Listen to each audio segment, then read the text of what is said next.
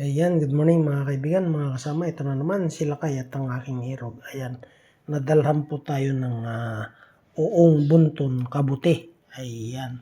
So, ito po ay lalaputin na naman ni Lakay. Ayan. So, yan lamang po ang mga gawain na magsing irog sa putahin ng ina mo ni Lakay. Kaya halina't tikman ang mga lutuin ni Lakay sa putahin ng ina mo. Ayan. Kabuti. Oong bunton. Ayan. Nilapot. Ayan. Kahit saan po ihalo ito, ay napakasarap po. Ito po ay marami pag oras na kumulog, kumidlat, lalo na sa gabi ay sa umaga ay marami na. Ito po ay dinala ng aking kaibigan na tiga rito sa lugar namin.